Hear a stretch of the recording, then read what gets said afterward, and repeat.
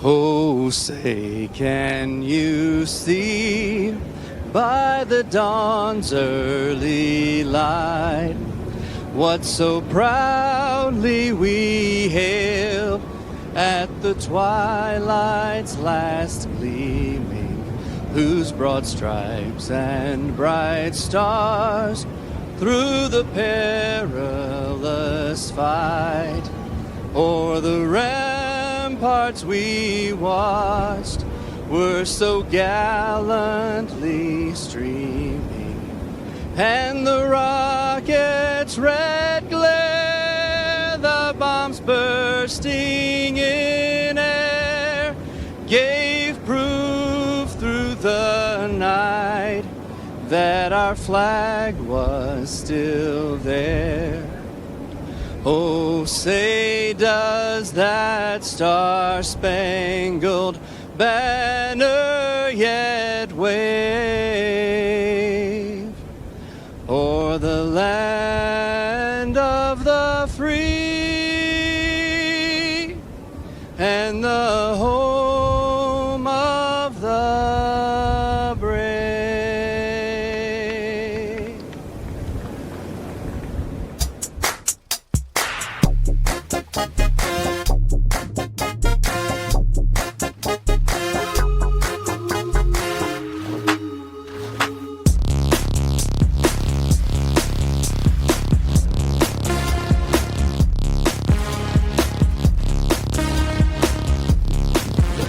Introducing the all-new Volkswagen Jetta with App Connect and available Beats audio.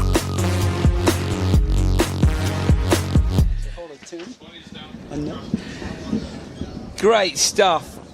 Sun setting at the end of a long day here. We've had all 4 qualifying sessions in one day, and we're moving on to the semi-finals and the finals. I think it's actually the ARX 2 semi-finals which are up first, but these are the standings in terms of championship points. Remember, we award championship points at 3 points during the course of a weekend or a day's racing. So it's 16 championship points for top qualifier, and that would actually go down to P16. If we had 16 cars here, if you qualify below 16, you don't get any championship points. Now, we also have normally 6 cars is the limit for each semi-final. Got an entry of 8 here for the first round in America at COTA. And so we'll have 4 cars in each of the 2 semi-finals, but only the top 3 will go through. So someone is going to miss out in both these races, and that's why it's been so important to be Speed or Block on the front row in semi-final 1, or Faust or Sandell on the front row in semi-final 2. Interesting, we've got a pair of Volkswagens, but 1 Ford and 1 Subaru up there as well. So really, really looking forward to these semi-finals. Bucky, I mean, who's your money on? One of the VWs, or can someone, cause a bit of an upset here? I think if someone gets in there and kind of show some fenders on each other, I think they could fight the Volkswagens. But if the Volkswagens get away clean 1-2 into the lap and the Joker, I don't think they're going to catch them. It was interesting hearing what Scott was saying. I didn't need to get into that with Ken, so I let him through. Obviously, let him through is a relative term, but right. But he didn't want any carnage because it was still qualifying. Now we're looking at door to door. Like this is going to be a bit more contact. Maybe people might be a bit braver. Gloves are off. Gloves are off. Right, Travis Pastrana is down with Dominic Fougere. Let's have a catch up with the legend, the Extreme Sports legend. What's he going to do here? We're going to see him in the final. Travis, you're getting back in the thick of things. You have 4 qualifying done. How does it feel to be back on at the wheel of one of those Rallycross cars? Oh, it's awesome. I mean, this Subaru is amazing. The start's like a space shuttle launch, so figuring that out, I actually had some pretty good jumps, but it's difficult to pass out there, and definitely have not been getting around the first couple corners as well as I'd like, but it's going to be definitely a tough heat coming from the outside and see what we can do. You got the Volkswagens in front, but you guys are looking pretty stout. A little bit of a surprise with the Fords. Ken and Steve are doing real well. Steve won his last heat. Do you think you have something in store for the Volkswagens, because they're going to be starting on pole of both semifinals? It's really tight. They're smaller cars. They tend to get around some of the tighter corners a little bit better, but honestly, that's why we race. We're all here to win. I mean, definitely, it's a long shot. I'm the underdog, but we come in to be that wild card, to have a lot of fun, and we got to get through that heat first. Got both the Fords in my heat, but we were figuring out math before the last one. We're like, all right, how do we get not all the Subarus in the same heat? So it's going to be awesome, man. It's good to be back. It's good to be back. Good to have you back, Travis Pastrana. Go get ready. back to Andrew and Bucky now. Would you call him an underdog ever? No. But you were saying earlier how humble he is, and the guy, you know, I know we mess about, but he's a bit of a legend, but he's just a super nice guy. I love the fact he's excited to be here, and also interesting that Subaru were like, can we split the cars up? You know, like they don't really all want to be in the same final because, okay, then you're much more likely one of your cars going to miss out. But also you've got the contact. You can't force a pass on your teammate. Yeah. So hopefully they did get into. I think they've got a bit of a split. So okay, well, you know, can Subaru get VW? Can Ford? Can't wait. Keep it clean, guys. Well, keep it clean. Or not. You know, I mean, we quite like it if it's not that clean. Do as you will. Not too clean. Carry on. Not too clean. So these are the ARX 2 guys getting ready for their 2 semi-finals. Similar situation there. We had 9 cars, but I'm not sure how many have we got on the grid here. I think there's only 8 down there at the moment, or have we got one hiding behind? So maybe that somebody has, so Travis Picoy, unfortunately, has been down as not classified. So he had a DNF in Q1, 2 DNSs. Finally, he finished his last race, and actually, poor old Travis Picoy was P5 in Q4, but he didn't complete enough of the qualifying heats to go through. So it's a shame for him, especially when we know the guys worked hard to change that engine. Exactly. Yeah, that's a tough one for the team to swallow there. So I got your next round, guys. Yeah, man, they're having a good time. I think they're pretty pleased the sun's gone down behind the grandstand. I'm not going to lie, I'm pretty pleased as well. The temperature, when I say the temperature's dropped, what do you reckon it is now? 30? Yeah, it's like 101 now. Yeah, there you go. Yeah, sorry, I need to get my Fahrenheit right, don't I? I need to get my Fahrenheit right. Okay, so give you an idea of the split. We've got McConnell, Anderson, Karpov and Keys in the first one. We've got Brooks, Rimmer, Martell and Keats in the second one. So if you're not familiar, the odd numbers, so P1, 3, 5, 7, 9, so on, would go into semi-1, and the evens, 2, 4, 6, 8, they go to semi-final 2. Trouble with being in semi-final 2, Bucky, is that you have less time to re-prepare. So it is still hot here. Yeah, people want cooler tyres, so they've either got to switch tyres before the final if they make it, or you've got re-prep. You don't have time, you know. You don't have time for any mistakes. No one running into the back of you, bending a tie rod or anything like that. You just don't have the time. So how aggressive are these guys going to be? I think it's difficult, isn't it? Because you want to make the final. Only one person's going to miss out. So I think if you're up the front, I don't think you take too many risks. But if you're the guy in P3 and P4, send it. Yeah, one's clinging on, you know, for dear life, and the other guy is like, I need to make it to the final. When we get into the final, 6 cars in, it's all in. You know, yeah, if it's going to happen, it's going to happen between the start line and turn 1. Brooks sticks the balaclava on. The last thing in the world, I promise you, that you want to be wearing right now is a balaclava.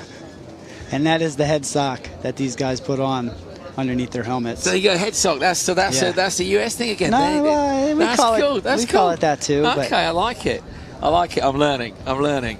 We've been talking fenders and hoods. Yeah, you guys call them spoilers? Yeah, front so wings. Yeah, wings. Yeah, wings. Front fenders we call wings, and then we have a hood is a bonnet, and a trunk is a boot. So I'm getting into it, America. I'll do my best. I like a car with a good boot. Yeah, good stuff. You see, Bucky's getting into the Euro scene now. I like that.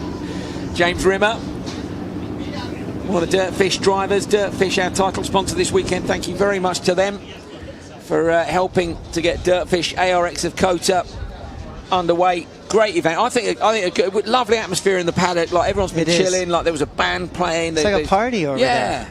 Yeah. Food and racing. Good times. Those guys are giving away a lot of stuff too.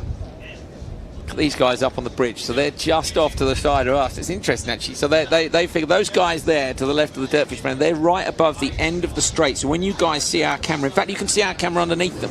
When they're coming towards you off the jump, that's the camera we're on, and those guys are stood up above. They're like, we can see the jump, we can see turn 1. So we're going to end up with hundreds of people on the bridge. COTA's got some good viewing areas. Yeah. That's for sure. I saw a few people track. up the tower. Do you think they probably see everything from the tower? You can see everything. Can you see the whole circuit, the F1 circuit? Easily, yeah. Wow. Easily. It's a cool feature. It's a really cool feature. So they're making these guys wait. I mean, they're in the car now, so they've had the warning. Gloves going on, but it's gloves off, isn't it? Carbon crash helmets.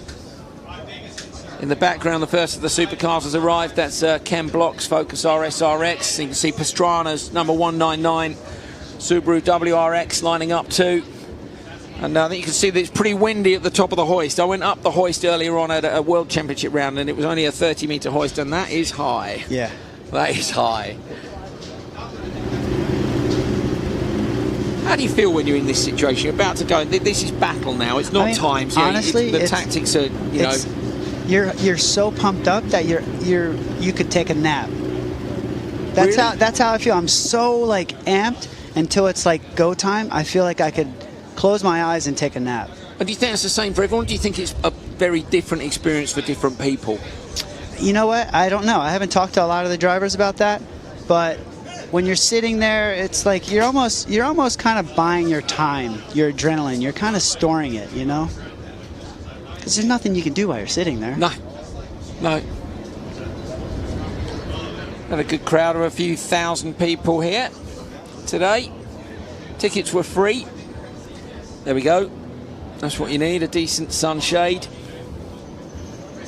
Some good company.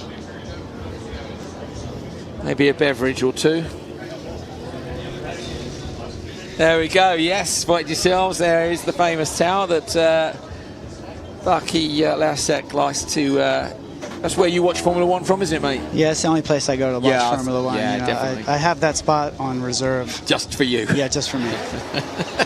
Sometimes I let some of the drivers up there hang out with me and stuff. Yeah, they cool. I mean, you know what? They're cool. They're cool. They're all right. Right, finally we're getting to cars onto the grid.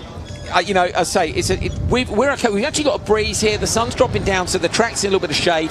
Track temperature's probably going to change a little bit. I reckon most of these guys have got some freshies left in terms of the tyres because they had 12 for the weekend. But I know some of the ARX teams were hoping to save those tyres for later on in the year because they can carry their allocation over. So we don't really know what the tyre situation is, but look at the amount of rubber that's down on the course here, you know, and the temperatures. It must be high tyre wear here. It is. And speaking of the heat, it's really going to help the supercars with the turbos and stuff cooling off. So a bit of extra power, slightly cooler air allows a little for faster. Times might go up. The track's rubbered in. The cars are going to be faster. The cars are. Yeah, they're going to be happy. Yeah. 100%. So I would imagine these little RX cars would be as happy. I still think it'll be very hot down in the cockpit though, won't it? Particularly with these guys with the engine right behind them. That mid-rear engine layout is just a perspex sheet kind of between them. You know, that's going to be pumping out some heat, and the ambient temperature here. You know, you don't have the breeze in the car. You certainly don't when you're wearing the full fireproofs. No windows whatsoever. No. McConnell qualified in first place, having won Q1. He was 3rd, 5th and 4th in the other sessions.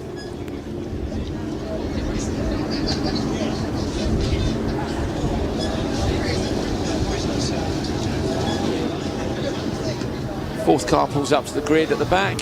Is that Keys? What is that? I think it is. It is Alex Keys on the outside of the back. Late to the show? Better late than never? Yeah, I wonder if sometimes it can be tactical too, you know, make everyone wait and then turn up at the last second. Right, it's semi-final time here. Let's take a look at the first lineup for ARX2. On the front row, top qualifier Fraser McConnell with Scott Anderson next to him. Row 2, Matt Karpov and Alex Keys. So 4 cars in each of the semis. I say unfortunately the 9th car, Travis Picoy, not classified thanks to only doing the 1 session today. Spotters up in the tower. Some of them waiting, I think that's Sandel's spotter. So they're already probably doing comms checks with the ARX cars which are out next. But this is ARX2. Semi-final. Looking forward to it. There we go, thumbs up from the marshal to race control. McConnell and Anderson, Karpov and Keys about to duke it out, down to turn 1, ready to race, goes out. Oh, Anderson got an absolutely blinding start. McConnell's been left at a standstill. Anderson's seen in the mirrors, he's got the jump and he's going to try and shut the door. Anderson puts a squeeze on, almost into the tyre wall for McConnell. Somehow though he still gets a whole shot, and Anderson's ended up out in the dirt. Got a spin on the outside, that's Karpov who spun there earlier, Bucky. He did. It looks like he's having a hard time with that turn. So not ideal for him, but out front these two went side by side. A real difference in their reaction times off the line, you know, but then down in turn 1 just braved it out up the inside and got away with it. Really good job. Hanging it on the outside there was Keys, right? Yeah, well, and McConnell, I mean, I'm just looking at this. He's the only Jamaican in the field. Everybody else is from the USA. He'd love to take the win here, wouldn't he? I believe so. And also, you know, we understand not much rallycross experience, so this guy is somebody to look out for in future. Sideways, up and over through the first corner. The 77 car is Anderson. So Anderson and McConnell have a joke at Keys and Carper. I think it was Anderson, wasn't it, in turn one? Because Keys, I think, went joker, and it was Karpov the Spencer. And in fact here, Bucky, so you see these guys now, if their spotters are on it, Karpov's out the back door. He's 9.2 seconds off. For me, obviously you want to hold on to your place because first is row 1, second is row 2, third is row 3. But what do you do? Do you wind it in or not? No, you just go out there and find your line. You know, you find your comfort zone. That's basically it. You're just turning laps right now, saving the car. Crossed up over the jump for McConnell. McConnell, to me, starting to come under pressure from Anderson. So these two guys could still split their joke lap strategy here. If Anderson thinks he's quick enough to close that gap down, he could joke on a different lap. And it's 6 laps, remember, in the semi-final, so a little bit longer in duration, which means you've got a bit longer to play out that joker strategy. Because you know you've got 3 or 4 laps to try and make up the time. He is catching him a little bit. I wasn't sure it almost looked like Anderson had a puncture there, but it's maybe no, maybe not. Maybe not. Let's see as he can. No, I don't think so. He's definitely caught him. But he is, yeah, down to 1.1 behind. No, it's fine. Fully inflated. Pit the tyres all the way around on a big push. Okay, so now what do you do? Do you get up in his mirrors or do you go joker? Because if you go joker, he can't see you, and then he doesn't know how much you're gaining on it. It's kind of psychologically, you almost want to sneak up on it. You do. I don't think he's going to really make mistakes by getting in his mirror. So I think it's just see where you're faster than him and see what you can do to get faster or the time you can buy and get in that joker. And Keys at 4 seconds back, so he's what, 2.9 seconds off the back of Anderson. I suppose Anderson as well has got to be careful that if he jokers early, he ends up in the clutches of Keys and then he's under pressure. So 6 in one, half a dozen the other, you know, and sometimes... I don't see them splitting the joker. I think they're pretty much going to run it through to the end. I think so. Well, McConnell leading from Anderson by 1.1. What's the gap going to come down to on this lap? Or is it going to go up? It's down again. He's taken another 10th off, but both have gone joker. They have to because it's the last lap. McConnell leading from Anderson. Anderson smoking the tyres up on the brakes. And Keys is right there too. So when we've got 6 of these cars in the final, this is going to be close. McConnell, though, looking to take the semi-final win along with the top qualifying spot. They get championship points for this as well, so it's 6 points for the win, 5, 4, 3, 2, 1 down through the semi. So as well as taking 16 points in qualifying, McConnell is going to take the win in semi-final number 1. Good job by him. Anderson gets P2, just 0.6 of a second back. And it's Alex Keys in the number 4 car who takes P3. So unlucky there for Matt Karpov. That spin in turn 1, lap 1. Once again. Yeah. You think maybe a misbalance in the car, you know, is it settings? Yeah, really a lot of oversteer with no correction. He wasn't able to correct it at all. So that's your top 3 through. Let's take a look at the result of semi-final number 1. Fraser McConnell with the win and 6 championship points. Scott Anderson takes P2, Alex Keys P3, 5 and 4 championship points respectively for them. Matt Karpov with a spin in turn 1 is eliminated and we won't see him again today.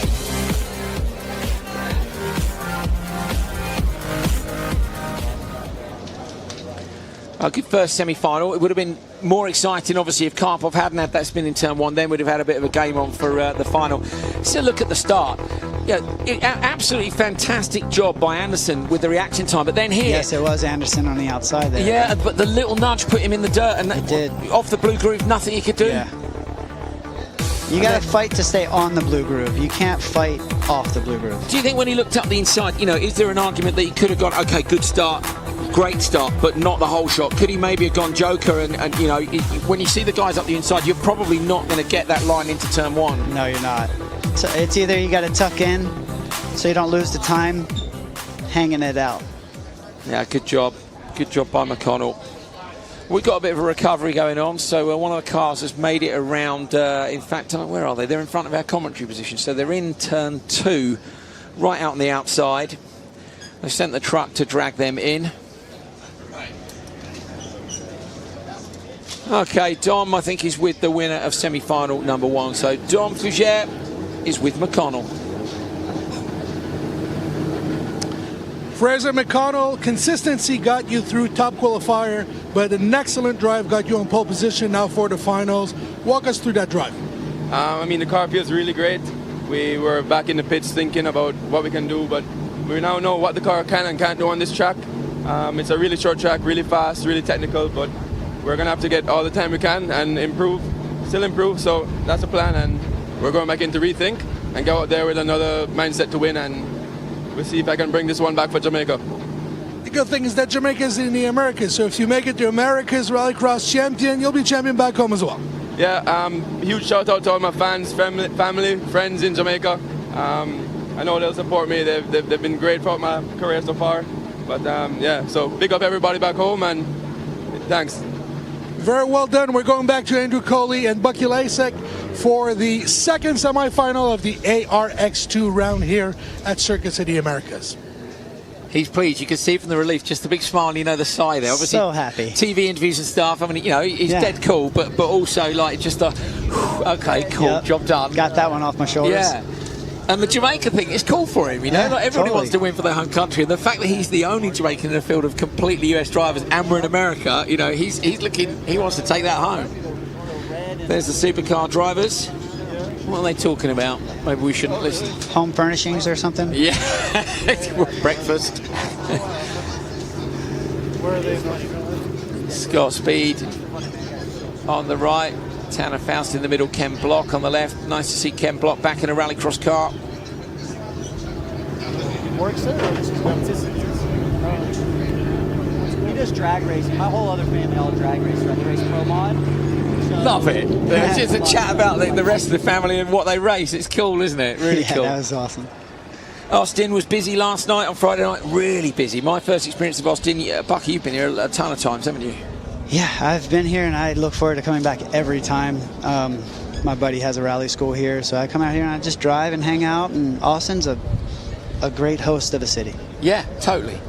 Totally. We're staying at a fantastic hotel, Fairmont, right up at the end of Rainy Street, which is full of bars and restaurants. So yeah, we've been having a good time. Not too much of a good time, because today is a long day for the drivers too. You know, we normally do practice in Q1 and 2 on Saturday, and then we go Q3, Q4, semis and finals on Sunday. So to pack it all in one day, you know, the thing of the adrenaline going up and down as well, that's really tiring, isn't it? It's almost more tiring than just hitting it once like for I half said, an hour. when you're sitting on the grid, that's when you kind of come down a little bit.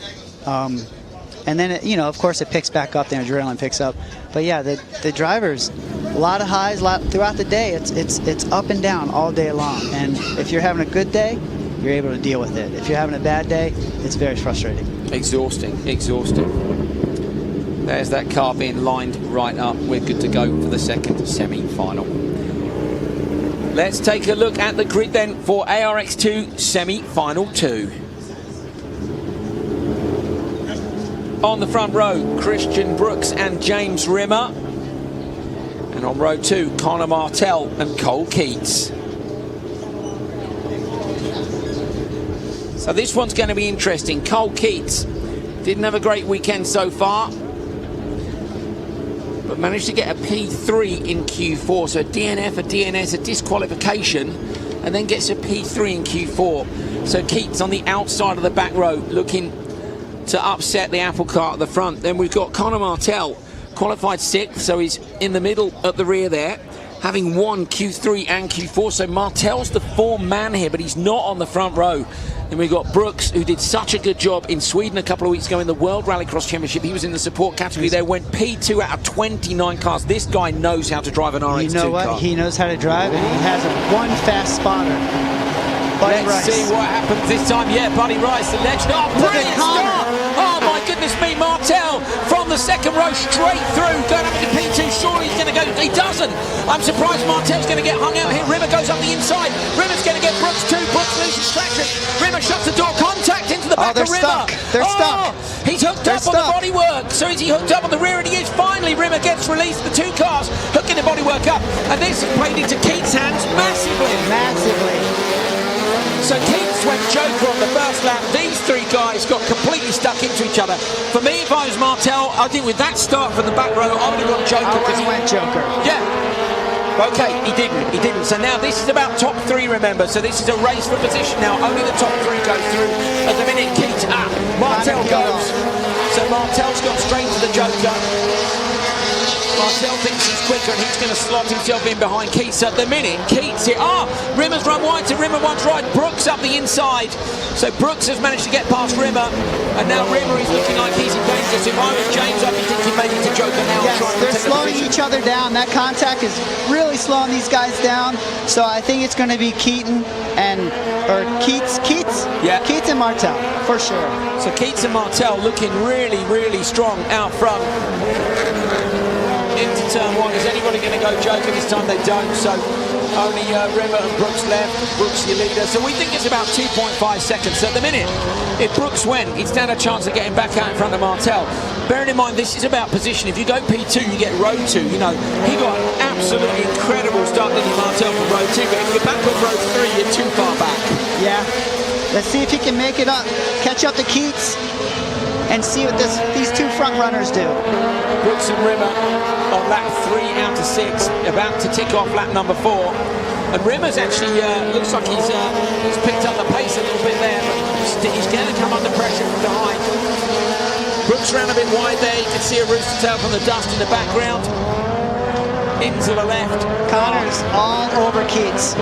Connor is all over him. I think we're going to see a setup right here. Oh, he's a look up the inside. He's late on the anchors, but somehow he gets to stop, not into the back of Keats in front of him. So Martel looking to move up the grid. He said, didn't he, when we spoke to him after qualifying, he's like, I think I can find my way through the traffic, but it hasn't worked out thanks to that contact in the first corner. He's got 2 laps to make it happen.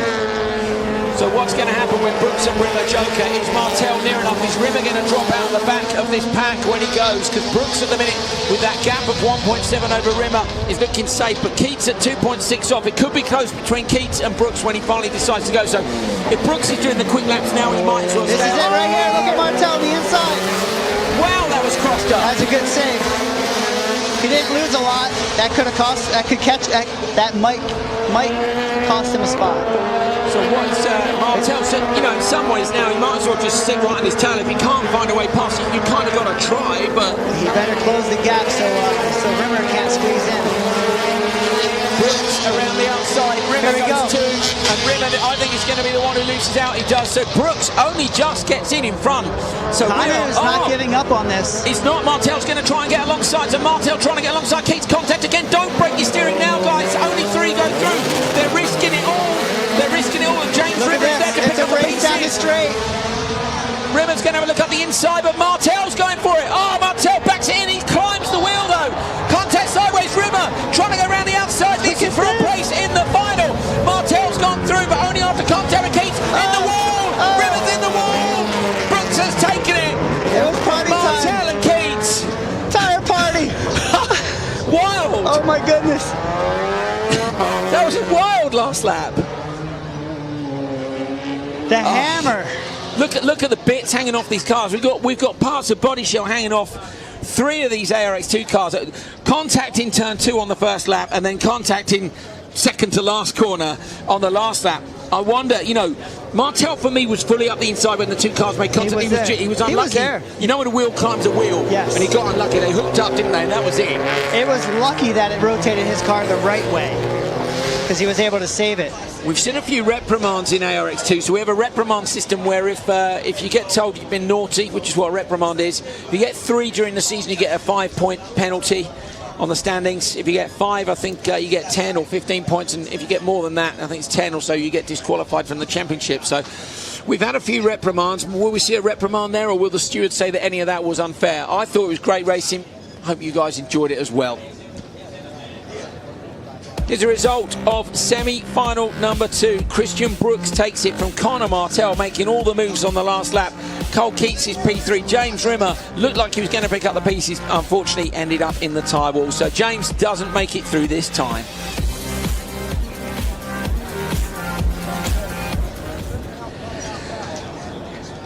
Okay, we can have a look back. Look at this start by Martel. Then James gives him a little tap. James then slots in, which is clever, because if these guys run wide, he knows he's going to pick it up. Yes. But Martel, with that start from the second row, like I say, if I saw the other guy break, that's where they got hooked up, you reckon? Yep. They were, weren't they? Fully hooked up. So the front bodywork of Brooks's car hooked up. Bodywork of James Rimmer's, I think it was. Oh, this was the move. So that's what I mean. The rear wheels, it was just tiny contact, wasn't it? And James here looks like he's in, doesn't he? But this section's so narrow that he can't quite find a way through. There's a little bit of contact. I think all three got into each other there, and James then picked up a bit of understeer, got in the dirt, and ended up in the wall. So it's a shame for James Rimmer. But A for effort. Yeah. Go on, James. Okay, take a breath. Semi-finals for ARX 2 are done. We've got our 6 going through. We've got Dom is with the winner, so I think Dom is down with Christian Brooks. Let's go and have a catch up with him. Brilliant performance from him in Sweden a couple of weeks ago, and continuing that here at home in the USA. Christian Brooks, you started the day with a win in Q1, now win in semifinal. Have you starting on first line for the finals?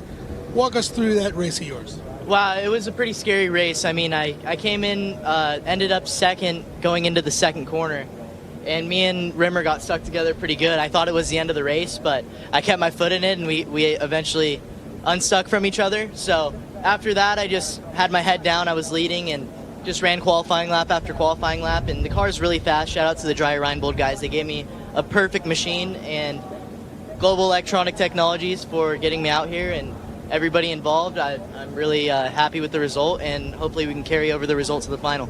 You'll be lining up against Fraser McConnell. You got anything for him? I would definitely say I do. We'll have to wait and see in the finals. That's why we run the races. Very good job. Yes, sir. Thank you. You can see how hot it is in those cars. It is really, really hot in the cars still at this time of night. Okay, let's take another look then at Martel's start. So Martel gets away, just the fastest reaction time. It's hard, isn't it? Because I guess he was thinking I can still get around the outside of this guy and maybe squeeze him in turn one. Yeah, he just didn't have the grip to even push on him. And there's where Martel was hurt, because he was held up behind the other two guys. And, you know, come the merge, Brooks managed to get out in front. So Martel then having another look.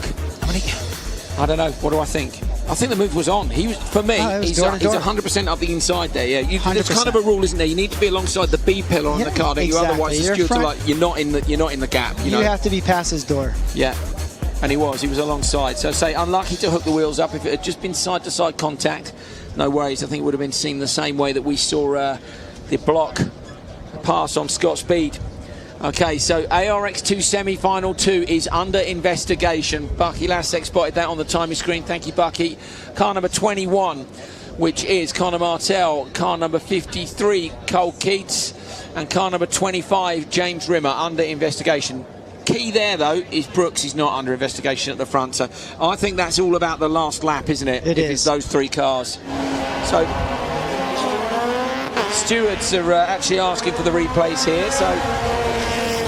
Bucky, I know that, you know, it's really important, isn't it, if the damage isn't going to be high on these cars and the racing is going to be fair, that the stewarding is strict. What we don't want to see is nobody go for a pass, but we do need people to make sensible decisions on what's cool and what's not, and that's why they're looking back at these replays. I didn't see anything. A little bump under braking there, but, you know, it's letting them know that he's there, and it's on. Yeah, that was great racing. So what happens here right at the end? Are we going to see? So here's a replay, super slow-mo. Okay, so check this out. We know the stewards are looking at this now, so you're seeing the same pictures they are. At the front, you've got Martel. He's in the back of him. So Martel gets a nudge look and goes sideways, but was James in the back? Did James cause that? I wonder if Martel backed them up. I don't think that is necessary. He's also got a flat. He has. In the front, Martel. In the rear. So that's from the contact in the previous corner. So Possibly. actually, if he'd done that on lap 5, he'd have been in real trouble. But because it was right at the end, great spot, Bucky Lasek. Went way outside. He would have not recovered. We have a good run of getting co-commentators who just go, he's got a puncture. Like from like a 100-yard stare at a puncture, you know, like that was good. Good I'm always spot. looking for something to blame it on besides me. So if I can find something else to blame it on, book of excuses, yeah. Yeah. Ah, yes, the third book. Yeah. Okay, so they're having a look at that. Okay, let's do stewarding ourselves. Yeah, let's do it. We don't get to make decisions. I think that's a racing incident. I do too. Tyre wall being repaired, because obviously that's well, it's just kind of off the racing line for me.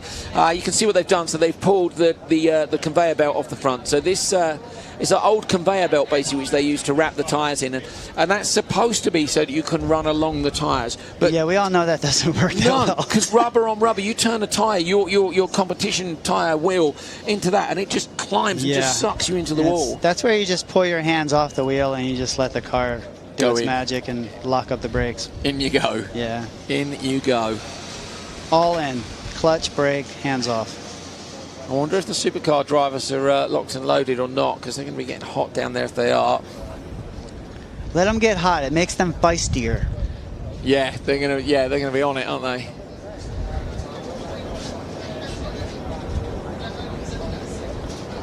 Just look at that guy's t-shirt. I think it says "Be savage, not average," which I think is pretty cool. I said savage to Ken Block. Ken Block's carrying an injury, so Ken Block's hurt his knee mountain biking, and he went to see a local facility here on Friday to see if he could get some work done on the knee. Yeah. Can't take any painkillers because of the list of medications which you're allowed to take in competition. You know, there's certain things you can't take. Right. So they're on your various lists from the FIA. So he doesn't want to take any painkillers and slow down his reactions or anything. So he was in quite a lot of pain on Friday and done a good job, hasn't he, Ken? When you think, where has he been in the classification? He was right. He was P2, wasn't he, in Q4? So he got two third places as well. Okay, I think we've got Lance Smith from Team Subaru. So nice. He's down with Dominic Fugere. Let's go and have a catch up with Lance and his thoughts on a tough weekend running 3 cars in ARX here at COTA. I'm with Lance Smith, team principal of Subaru Rallycross Team USA, as well as Vermont Sports Car. Seems that the VWs are still in front, but you guys might have something for them in those semifinals. Yeah, I hope so. We've made some small changes at the end that we hope loosen the car up a little bit and get us to turn a little quicker. So we're hoping. We're adjusting as the heat changes in the day and the temperatures. So we're trying. What is the impact of the clouds being in the front of the sun and then the sun getting back out? And Yeah, clouds are not too bad, but the heat of the day going really hot, staying there, that's the big difference. The clouds are passing too fast. now you got a rookie who used to be driving for you who's coming back. What's your thoughts on Travis Pastrana back in the car? Yeah, he's no rookie. So Travis can always find a little bit more in the racing situation. That's why we asked him in here. He can pull off some pretty amazing things in many different disciplines. So he's here today. He's having a great time and learning the new car. So we hope a lot from him. Seems that your 2 top dogs aren't doing too shabby either. Atkinson with a race win. Yeah, we would have to come away with some serious luck to get that today, but we're getting closer at every race, so it's really good for us. Lance Smith, thank you very much. Okay, thank you. Good luck in the race. Hey, see you in Canada. Absolutely. We'll see you in Trois-Rivières. That's your home race, right? Yeah, A couple hours from your shop. Yeah. We get to drive to that one instead of fly. So that's good. That's good. And I get to sleep in my own bed, so that's even better. Very good. Back to you guys. Dom heading off. Nice chat with Lance down at SRT USA. They are right up near Canada, aren't they? So he's saying this is a long haul. I think he was saying it was 3 days to haul the cars down here. Yeah, they just built a new facility up there as well. They have, yeah. Because the old shop, the company grew massively, didn't it? Vermont They kept Sports Car. buying up warehouses, and then they bought up all the warehouses, so they had to move. We're going to have to build something. Right. Yeah, I've been watching Launch Control. They fixed it. Look, they just lined it with people. Yeah. Great guy. Great job, guys. Volunteers, they're facing them. If I would definitely be facing the other way, but no one will hit that wall. So they are. What they do, basically, they put in like a self-tapping bolt screw thing, which basically will hold the conveyor belt to the tyres. Because the tyres have got a really strong steel core to them, so they're going to be screwing those into there to get that back up. Just as soon as that's fixed up, will be back underway. Dom has managed to find Conor Martell, who was P2 in that race, but is currently under investigation. So let's go and have a chat with Conor Martell. He got second place. What did he think of that move on that last lap, I wonder?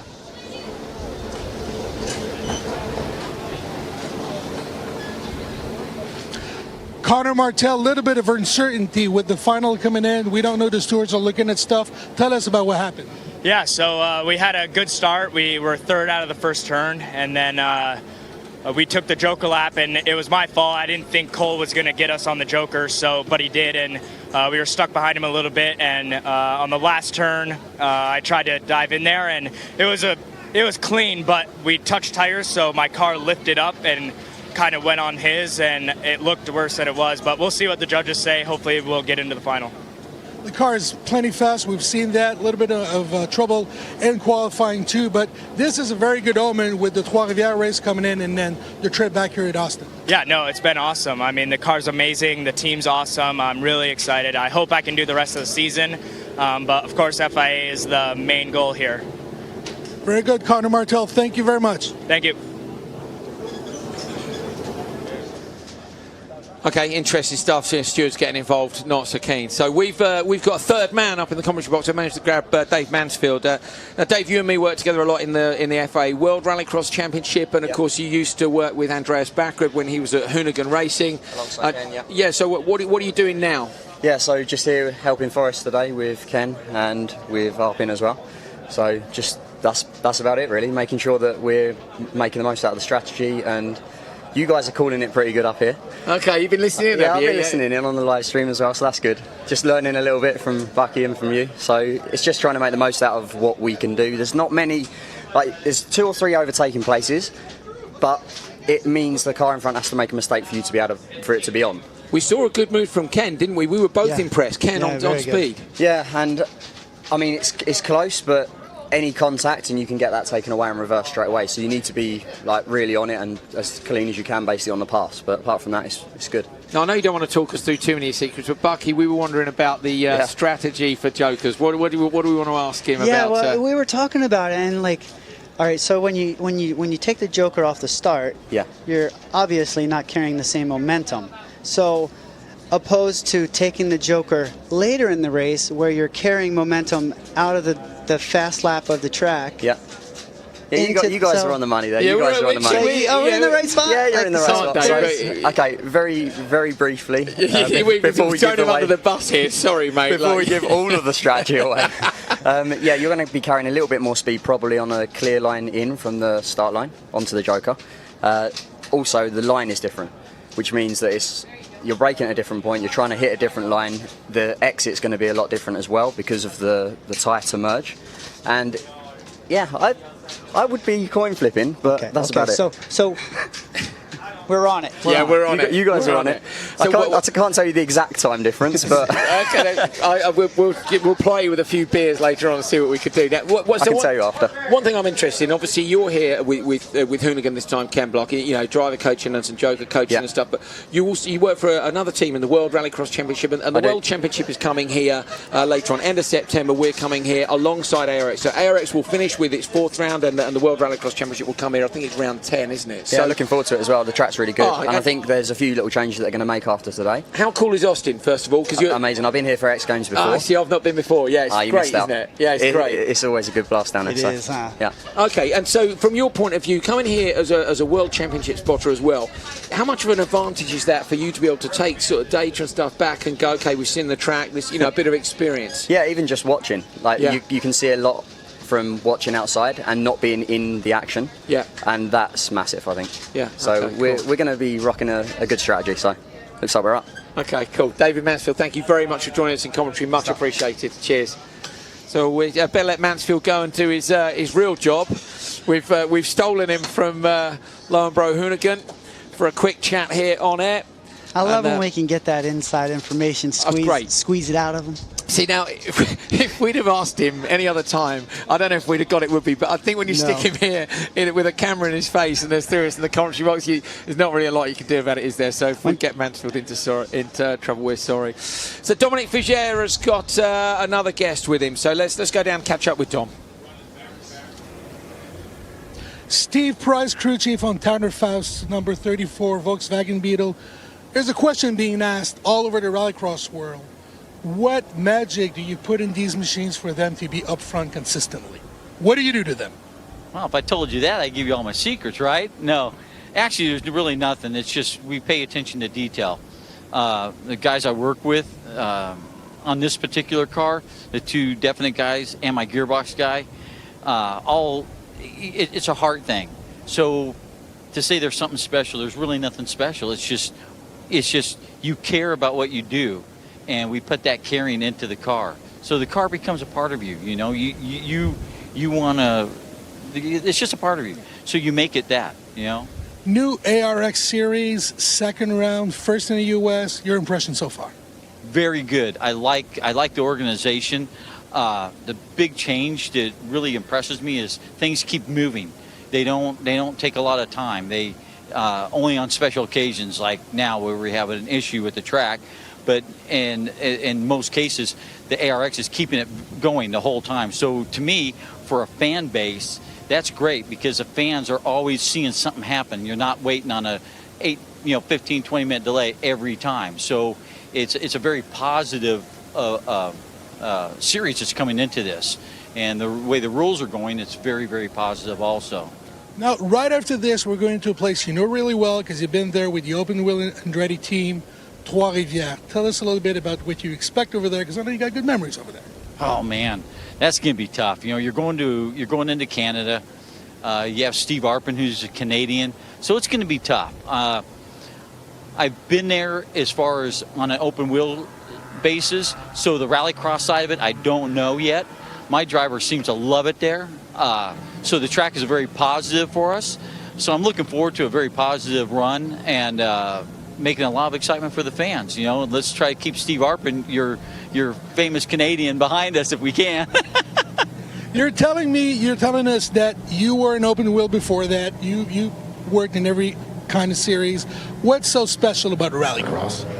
Rallycross is more of an open thing. Open wheels become very closed base where it's very tight rules. You can't do a lot of changes with the car. There's a lot of things they tie your hands to now. Where the Rallycross, of course, you listen to you listen to your manufacturers, but your manufacturers also listen to you.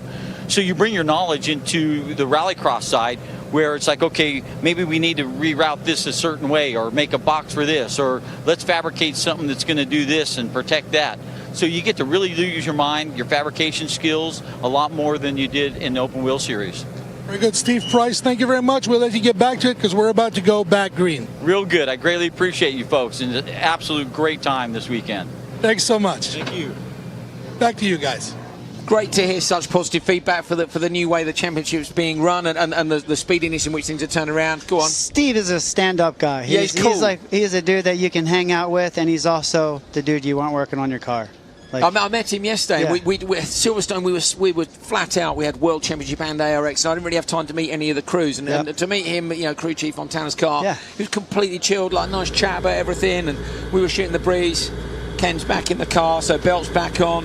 This is reset time now as well, isn't it? Okay, so we come out of secret session where we've been grilling team members for all the secrets in the background. We're going back into race mode, but you were right up there, good to go, belted in, like literally about to go and launch, and then they're like, hold up, guys, out the car. It's tough. Yeah. It's tough to do that. But with these cars, the amount of power that they have, the sound, the adrenaline comes back.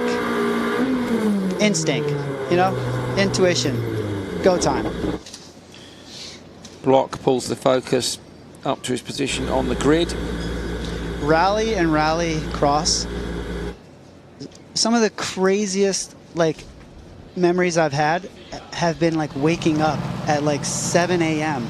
and ripping around in a 600 horsepower car. I don't know too many people that have been able to do that. No, but it's not normal. No, but I bet it's cool. It's crazy. Yeah, you're just waking up, and then you're strapped into this crazy fast car. And they are crazy fast, aren't they? I know we've spoken about it a bit before. We're coming towards the end of a great weekend here at COTA. These cars are crazy fast. It doesn't ever wear off, does it? The launch of a 600 horsepower car.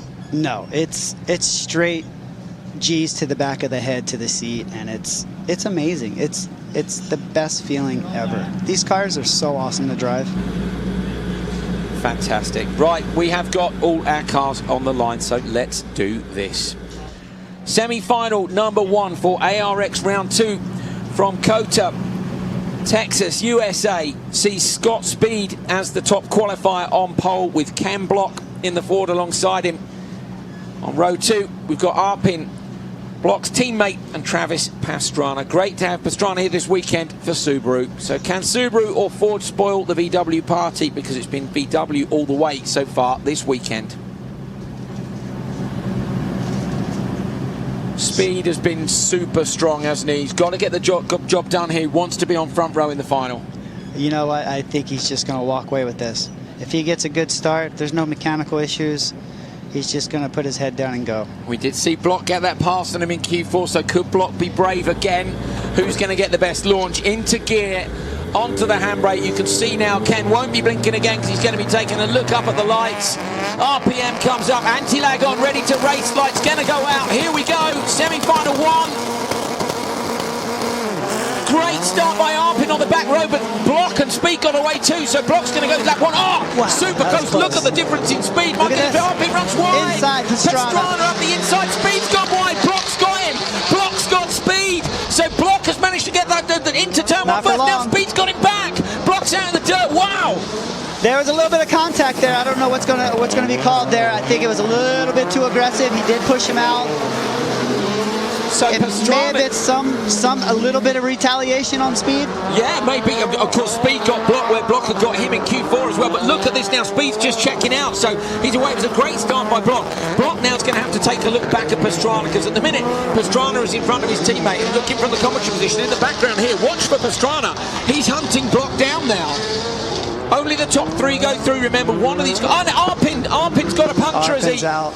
Arpin's gone. I was just about to say they've got to watch out, they won't make it, but Arpin retires the number 100 Focus RS. So this now is a straight race between these 3 guys. Pastrana makes the final. That's great, isn't it, for him? He's in the mix. That would be awesome. That would be really awesome. He's everyone's favorite superhero. Oh man, he needs to be in the final. He's got to be in the final. He's going to be over the moon. So Speed is out front at the minute, and I guess now it's going to come down to, you know, maybe a foul speed race at the front. But is Block going to go through in P2, or is Pastrana going to get him? Because Pastrana suddenly seems to have come on form. You remember the way he's moving the car around in Q4. Suddenly Travis just seems comfortable in the Subaru. I think he had the team put it on Travis Pastrana setting and took it off the Higgins setting.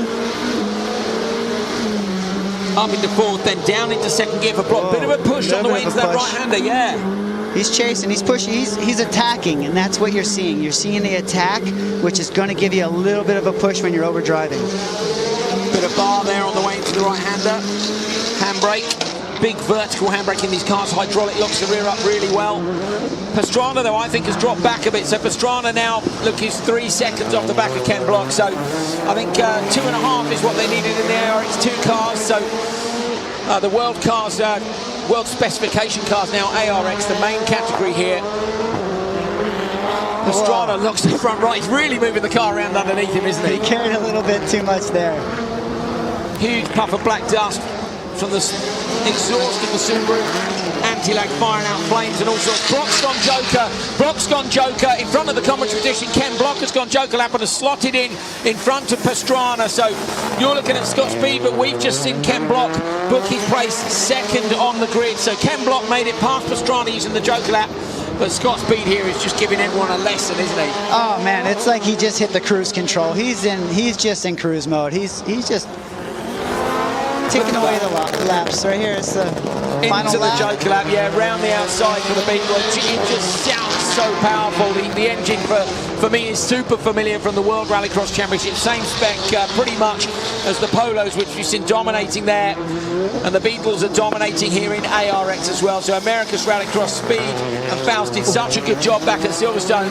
And it looks like certainly Speed is going to be doing the same here. And Travis Pastrana, you know, he's come here, has been out of a Rallycross car for quite a long time, and it looks like he's going to make it through to the final. But Scott Speed threads his way through that narrow gravel section. He will be on the front row. Top qualifier wins semi-final number 1 in P2. Ken Block for the Focus RS. And then we've got a Subaru as well. So all 3 of the manufacturer-backed teams have got cars through to the final, and Travis Pastrana has made it. Problems for Steve Arpin after a puncture. I'm pretty sure Travis Pastrana could enter a rental car and probably get into the final. You're kidding me. I love the way he's come on pace, though. Seat time. He's had some seat time during the day, and just suddenly he seems to be back in the comfort zone a bit. I mean, I think earlier he was probably driving off of just natural talent, and then he got to dial it in. Got the car underneath him, and he's good. Here's the result then of semi-final number 1 from COTA. Scott Speed takes the win, and with it 6 championship points. Ken Block goes through in P2 and Travis Pastrana in P3. Great race between Block and Speed. Block has shown now twice that he's willing to go toe-to-toe with Scott Speed in the Volkswagen. Unfortunately, Steve Arpin with a DNF. 3 championship points still, though, and great to have Arpin here for his first ARX experience this season.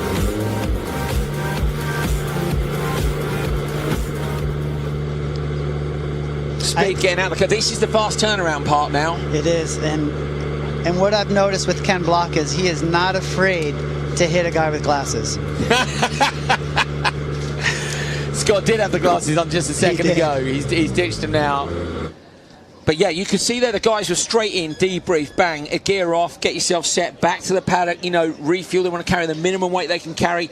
Maybe change the tyres. So we've had a thing in the World Championship where people are finding the tyres. When we were hot in Sweden, hot for Europe, it was 27, 30 degrees. What's that in Fahrenheit? I don't know. So under 100, but usually, still quite warm. And they were finding the tyres were overheating into the second race. So the VW guys here, I wonder if they're going to change the tyres between the semi and the final just to keep the temperatures down. So a lot of work to do. But Dom is down with Scott Speed now. So let's see if Scott can give us any secrets on strategy. Scott Speed, you made it look easy once again. That looked easy? It did. No. Well, corner one was a little hairy aside from that. No, I mean, Ken was so desperate out there. I mean, completely moved us off the track in the first corner. So, well, we were racing. That's how we were racing. I was able to get by in the next corner, luckily, and put, I don't know, 5, 10 to 10 seconds on him. But, I mean, it's... Does it worry you that he'll be in the final then? I mean, he always runs into someone. So, I mean... he's got to be aggressive. He doesn't have the outright pace, so he's being aggressive. I mean, maybe I'd do the same thing in his position. But for us, we got to try to just stay clean. We're so fast, and we're just trying to limit mistakes, and so we're playing defensive. And that one was exciting. Very good, Scott Speed. Thank you very much. Go get ready for the final. Cheers. So Scott's not over the moon, I would suggest there. You know, he doesn't like to be touched. No, he doesn't. And Ken, I mean, it's racing. You know what I mean? Like, I'm glad Ken goes for it, and totally. And the fact is, if Scott was in P2, let's see if we can see it. See, we were looking at the Joker lap around the outside. Here's Speed and Block on the inside. Watch for this. Look, Block. Okay, yeah, Block stuck his nose 3/4, and this was the instant we saw. You could see Block up the inside. So Pastrana and Arpin were fairly strong with each other, weren't they? And then here, look, he does it exactly to Ken what Ken had done to him in Q4. That's like, here you go, have that back. Shame for Arpin. I guess that was possibly from the contact in the Joker on lap 1. It could have been, yeah, because it was that right rear. Yeah, good job from Speed out front. I wonder, we've got nothing on our screens in terms of Stewart inquiries, so result will stand for now. Right, 4 more cars on the grid. We've got 1 more semi-final to go, and then we're going to get our finals underway. We've got a couple of great races still to come, so stay with us if you're watching online. I think ARX. Patrick left the sunroof open. Yeah, Patrick and Akko has the sunroof open. There's a big hole in the roof. Okay, here we go then. Semi-final number 2 for ARX round 2 from the Circuit of the Americas. Let's take a look at the lineup for this one. Tanner Faust, brilliant job all weekend. Of course, he won first time out in Silverstone. He's had to give second best to Scott Speed in 3 of the 4 qualifying sessions here, but he's got pole in semi-final 2. Patrick Sandell next to him in the Subaru. Row 2, Chris Atkinson, the 3rd of the Subarus, and Oliver Bennett, the Englishman, flying over with the BMW Mini Cooper, hoping to make it through to the ARX final here. Okay, the marshals are leaving the grid. Only one of these guys is not going to make it through to the final. Andreas Eriksson here, spotting for Oliver Bennett. He'd be saying to him, keep it calm. Watch out for turn 1. Anti-lag settings on. Love hearing the different notes of all the different engines. Last words of advice from the spotters. We are good to go. Watch for the orange light to go out. Then we're looking for a green. Oh, mega start. Sandell was so fast on the reaction time. Look at that. 0.2 of a second, 0.29. Sandell goes Joker. And Faust has gone standard lap. Oliver Bennett goes into the Joker with him. So Faust has gone standard lap with Atkinson. That is the fastest start of the weekend, surely by Sandell. That's 0.2. Oh, wow, that's fast. A little bit of guessing involved there, I think. You think? I mean, that's super quick, isn't it? Yeah, Almost too quick. But he did it. And the thing is, if the light hadn't got green, it's legal. It's legal. So Bennett is down in P4. We've got 2 cars with Joker, Bennett and Sandell. Faust and Atkinson still out front. So Atkinson half a second off the back of Faust, and this is exactly what Tanner wants. Bit of clear track. Head down, Tanner. Just put the laps in. Be consistent. We all know you can be within a few hundred thousandths of a second. Interesting to see what they've done to Faust's visor when we were on the onboard there. They put a piece of tape across the front of his visor. We now ride looking forward with him. They put and that's because the sun on his helmet too. He has it on his helmet. Yeah, is that what you're saying? Yeah, exactly. Yeah, it's too low, isn't it? The sun is. I mean, look here. You can see perfect demonstration when you're in the car, and also you see so low, don't you, in the car that the sun could be a real problem. Yeah, really tough to see in these cars. You're barely seeing over the dash. So Faust with modification to the crash helmet to try and see. Listen to the right. There you go. Listen to that, and you can see the sun is still in his eyes, squinting to find his way through. So it's the exit of turn 1 where they're going to struggle for a bit of vision. Well, around the left hand, a little bit of handbrake there. It looked like he was almost up in the wall, but I'd like to see in-car Tanner around the hairpins. We'll see if he's using how much handbrake he's using. If he's just deactivating the diffs, the differentials, or if he's actually sliding the car. And you can see by how much of the handbrake he pulls. He's given. There we go. Great insight from Bucky Lasek. Who, of course, has driven one of these Subarus in the past. We'd love to see him back in the supercar again. There are the guys giving advice. So Sandell is right on the back of Atkinson here. Atkinson goes Joker. Atkinson goes Joker. You can see the view from the spotter's tower there. And Sandell's got him. Is Bennett going to get him as well? Bennett looking to try and get a place in the final, but slots in behind. So Atkinson is hoping that they're going to put all 3 Subarus through. Oliver Bennett's going to try and spoil that party in the BMW Minis. Right up behind. He's late on the brakes. Look, he's going to have a look. That was risky. That was all he had under braking on that blue groove. He's right on him though, isn't he? Go on, Oliver, have a look. So Bennett has a look up the inside, and he just gets Atkinson sideways. Bennett tidy. I love what I'm seeing right here. 2 different styles. Fantastic stuff. You see Faust. Faust has now lifted the visor. Interesting. So Faust, there you go. You saw a little bit of handbrake. What are you thinking? Just deactivating the differentials. Not really asking for much. Sideways from Atkinson again. He seems to lose a bit too much time on the exits, but still at the minute he's going to be going through to the final. If we get 3 Subarus through to the final, that's a great result for SRT USA. I think Lance Smith is going to be a happy camper. Certainly is. Certainly is. Into the right hander, you can hear the Cooper tyres protesting. The temperature has been sky high. Look at that shot too, the sun into the rear. Awesome intake shot of the radiators in the back of the car. Yeah. So Rad's in the back here for damage and also for airflow when you're following close. And these 2-litre engines are running so close to the limit. Even over a short 4 or 6 lap race, the temperatures are super high. Sky high. These are very angry little cars. They take a lot and they give a lot. And they freaking haul. Yeah, they do. They do. Haul butt. They haul. That's why we've got these big holes in the roofs on the Subaru to try and keep it calm. Faust books his place on the front row with his teammate Scott Speed. So it's going to be a VW 1-2. Second place goes to Sandell, and Atkinson goes through in 3rd. So Bennett unlucky when he was so close to the back of Atco in the middle of the final, just couldn't quite make it. But great to see Bennett make the trip out here all the way to the USA. Good racing, really good racing. Yeah. Good racecraft. But hats off to Faust, fantastic performance by him and by the VW Andretti team. Dominant, just so dominant. They've done a great job. Door open for Faust, brilliant job. So Faust then takes the win in semi-final number 2. He goes through to the front row, takes those championship points. Sandell and Atkinson in the 2 Subarus going through as well. Look, just 0.6 of a second between them. All 3 Subarus have made it through to the final at round 2 of America's Rallycross. Oliver Bennett done this weekend, but a good performance against those factory-backed teams.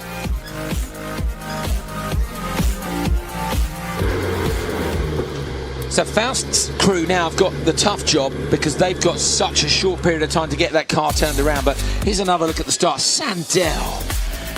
Oh man, he is on one. I don't know what he's doing, but his reaction time all weekend has been amazing. 2.9. I mean, the 0.9 would point towards it that it was a genuine reaction time, because 0.4 is about the limit. But if he got 2.9, like 0.29, that's mad. It's mad. But yeah, good one by him. And he clearly had the pace over his teammate Atkinson. So Bennett at the merge, which you might see in a minute. Look at Faust, just completely untroubled. So, his spotter can just take a bit of a holiday and say, okay, I think chill. they'll change the windshield wipers maybe, put some pressures on. Stop, Yeah, good job, Faust. Faust takes it. Okay, so we just got 2 races left to go. We've got an ARX 2 final, and we did actually have a penalty. A 5-second penalty was given to car number 44. So that was Christian Brooks, who I think we've just seen pulling up to the back of the grid. So we've had this penalty on our timing screens for a little while, and we weren't sure if it was going to mean that he wouldn't make it through to the final, but I'm pretty sure that's Brooks in the middle at the back. It is. So Christian Brooks has made it through, but on the back row, and I think he would have been, if they've given him a 5-second penalty, I think he would have been 1 row up. And we've got Alex Keys on the back row with him. They're just rolling the cars back into position. Patrick Sandell is down with Dom Fugere. Let's have a quick chat with him before we see the final for ARX 2. All 3 Subarus are in the final, looking pretty good out there. Tell us about your drive. Yeah, no, it's super good for Subaru to have 3 cars in the final for sure. That was the main goal coming here, and now we just have to do a really good job, try to get at least one of them on the podium. So I will do everything I can to make Subaru proud. I'm so stoked for all of us. So we just have to keep going now. Very good. Thank you very much. Go get ready.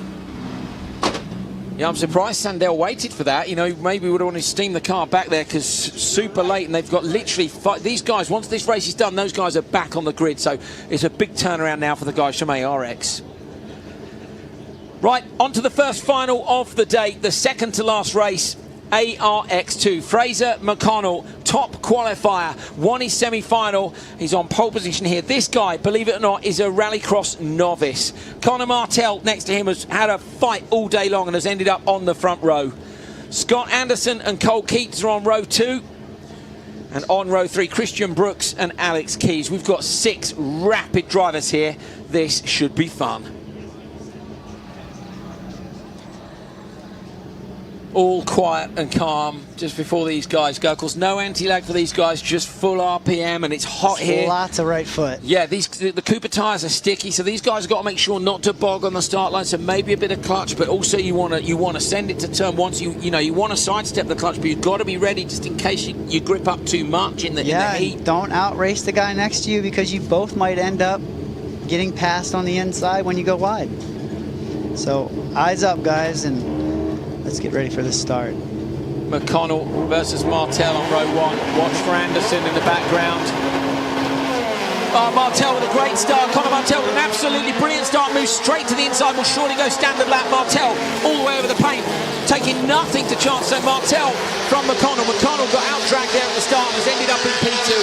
Oh, Christian Brooks manages to get up the inside around the Joker lap, so he makes up a position there. So Brooks has made a position. Keats has gone through, so it's Keats. Brooks and Alex Keys. And Alex Keys was the one who was passed by Christian Brooks there. Yep. Bucky, brilliant start by Connor Martell. Connor Martell, he's been fire off the line all weekend. So he is on one. I don't think he's going to look back. I don't think anything you could do behind him is going to affect him at this point. He was so brave in the semi-final as well. Maybe we did think, was he too brave? But it was under investigation. There was no penalty. In fact, the penalty was given for the contact in turn 1 in the semi-final. So, and that was for car 44, Christian Brooks. So the 3 cars were under investigation, including Martell, who leads now. But give you an idea of his weekend, a second place in the first qualifying session. He had a DNS in Q2, which is why he was so far down. He won Q3 and he won Q4. So Connor Martell, who's a regular in RX2 in the World Championship, as well as now taking place in his first ARX2 event, doing a great job to fight back. This is what seat time. This is what seat time does to you. Connor is in the car all the time. He's running on ice, he's running in WRX, and he's running ARX. So he's always in the car. He's comfortable, like he said. He's been doing a lot of testing. He knows how to get the car where he wants it. Look at the gap he's got over them. 2.1, as you see in the background. Brooks is up the inside. Oh no, sorry, it's not. It is Brooks. Yeah, fully locked up. And how did he manage to get that stopped? That was a nice little Scandi right there, huh? Intentional or not? Probably not. Oh yeah, I'm wondering. Close the gap, says the spot. So these guys telling them as well, where is everybody else on the track? So that was a great move by Brooks, managing to get Keats. And bear in mind, they'd already jokered, so he had to make that pass on circuit if he wanted to get the spot. Good job by Brooks. He's got to close these guys down. If he can get within 2.5 of Anderson and McConnell, Brooks is looking at a podium. So Brooks racing really, really hard in the 44 car. Out front though, Conor Martell has absolutely checked out. 3.0 after 4 laps. They're not catching Hammer. They're not going to catch the Hammer. Fantastic job. But Brooks is the guy I've got my eye on. I'm keen to see how far up the stands. 2.5 off the back of Anderson. Okay, McConnell's gone Joker. McConnell has gone Joker. Oh, we got... He went wide, then we got inside. In front of the sponsors' position, we can see there was contact. We had a good pass. We had contact before the jump. Oh, Bucky's looking out the side of the common position here. You're looking at our leader, Martell, who's completely out in the clear, and there's carnage going on behind him. So Martell's got another lap to go, but he's all going off just a few hundred feet back from Conor Martell. Who's going to come out in P2? There it is, over the line. It's Anderson who holds on to P2, but he's the only man yet to Joker. Anderson goes Joker now. Where's he going to merge? This is for P2. Brooks is going to be up there. Here we go, inside again. Martell over the jump, but we've missed the Joker. That merge in the background, there's contact, so we're waiting to see who's in P2. 2 over the jump. We got 2 over the jump. Two going Side into the by side hairpin. on the brakes down We got 2 off. I can't even see it. And there we go. Anderson's off. Anderson is off. Wow. From P2. Brooks was alongside him. You guys were looking at Martell. We could see from the commentary position it was carnage down in the braking zone. Martell takes a brilliant victory here, fighting back from the disappointment that Martell had in Q2. Anderson has ended his final in the wall, and it is Brooks and Keats who are in P2 and P3. But I think there might be a bit of an investigation there, Bucky, although I don't know whether or not they're going to be able to see it. Yeah, it all depends on what the cameraman caught it, because I saw it from my viewpoint. There was 2 good passes exiting the Joker. Some contact before the jump. I believe Anderson was involved with it. And then it was a good battle with Brooks and him into the hairpin. I think Brooks got into the marbles on the inside of Anderson, and I believe, I couldn't really see it, but I believe that Brooks pushed Anderson into the tires. So let's see if the stewards get involved. Bucky can see that from his side of the commentary box, because he can just see down to the jump and the hairpin. So we were following a brilliant Conor Martell, who just got such a great start and was absolutely faultless. He won that by 6.6 seconds. What a drive. So Martell, at least we know, won't be under investigation because he was so far out in the clear. Yeah, McConnell got into it as well. Yeah, there people were getting into stuff. McConnell actually got in it the lap before Brooks got into it in the same exact spot. It was all going off. Well, here's the result then of the first ever round of ARX2. Conor Martell takes the victory by a massive 6.6 seconds. With it, he takes 8 championship points. So great job by Martell, who, remember, only qualified in P6. Fantastic.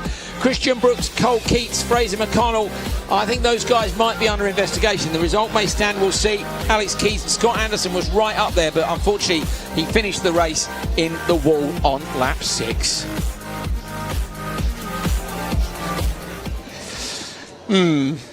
What do you think? They don't even list the number of cars that are under investigation. They just say the whole final is under investigation. They should say everyone except Martell. Yeah, exactly. Oh, dear. Okay. Well, the marshals are recovering the cars. Alex Keys drives in. Okay, so as Bucky says, the whole final is under investigation. He's right. But one person who, in my mind, is definitely in the clear is Conor Martell. He's the winner, and he's with Dom now. Martell, heck of a drive, very good race. You weren't even sure about making it to the final, now you won it. Yeah, man, I don't know. That Black Rifle Coffee DirtFish Lights car was on fire this weekend. We had some bad luck earlier, but man, we wheeled it together and got it done. Man, this DirtFish team is the best team in this paddock. I've never been on a better team. I can't thank them enough. They do so much hard work, but we ran consistent. That's what we needed to do, so I'm excited. Little battle scars on the car. It seems to have been banging and beating. Yeah, for sure. In the semi, we made a pretty aggressive pass on Cole Keats and got some pretty good damage on the other side. But it's Rallycross. That's why we love it. Damage is the best part about it. Very well done. Congratulations. Thank you very much. Until you have to pay for it, and then Yeah, he's not paying for it, so he's okay. He's cool with it. Bring it.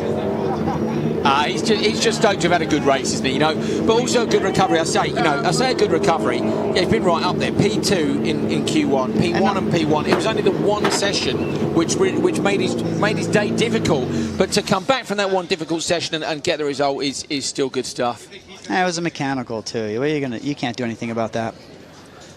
So you're seeing Anderson's car being dragged back. We're looking at 4 guys from SRT USA up here in the spotters tower.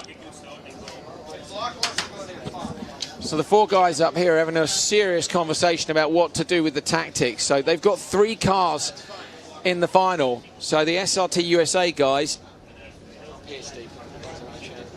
having a real heavy chat about what they're going to do for tactics, because you can't just, it's easy for VW, isn't it? 2 cars in the front row. If you want to be sensible, you go Joker with You're one, not the other. You're 1 and 2, one goes Joker, or one if goes one gets a normal. mega start, they go whole shot and the other one doesn't. But these guys here, they got pen and paper up here. They're working stuff out, because 3 cars, what do, you know?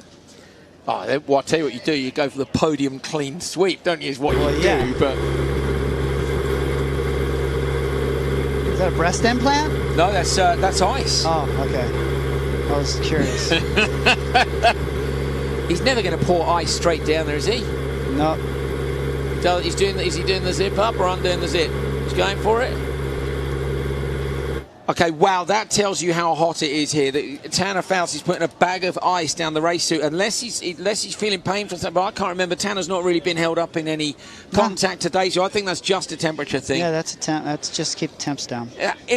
On board with Pastrana, saying 35 degrees, we've been told. On board with Pastrana, wonder if we can get to. Okay, we're having a look at Ken. I wonder if we might have another look at Pastrana. Ken puts in his mouth guard, takes a sip of drink, and now he'll get himself ready. But yeah, have a look at this. So look at this huge air vent down the centre of the car, and that's because of the temperature here. Say 35 degrees now. What time is it? I mean, it's late. It's 10 past 8 at night here in the United States, wherever you're watching in the world, and it's still 35 degrees C. So these guys, I mean, yesterday it was 39 degrees C, and Bucky was saying that's what is it in Fahrenheit? But hot.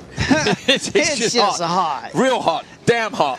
Yeah, it's so hot. And so they put these incredible snorkels in on the Subarus, and all 3 of them have made it through to the final, of course. You know, it's fantastic to see Atkinson, Sandell and Pastrana. Sandell will be desperate to go one better than before. He was 4th at Silverstone. Everybody wants to be on the podium. Faust, look how low that sun is. Time of day for them. The sun, though, has come off the exit of turn 2 where it was before, so... You kind of got some shade over here, so it's not so bad. No. Pastrana pulling the gloves on for one last Rallycross race today. Wondering what he can do. One-off appearance at the moment for him. He's super busy with things like Nitro Circus. Oh, the guy's got a packed calendar, but Speed and Faust out front. It's going to be a battle of the beacons, isn't it, down into the first corner. It is, and Travis is one to take advantage of any opportunity. Yeah. Well, he's done it, hasn't he? Taken big advantage today of this drive to make it through to the final. Ken Block. This is a superstar lineup. It is, huh? You know, it is, isn't it? Speed and Faust, Block and Pastrana. And Subaru guys again are going through the details, look. I want to see that piece of paper.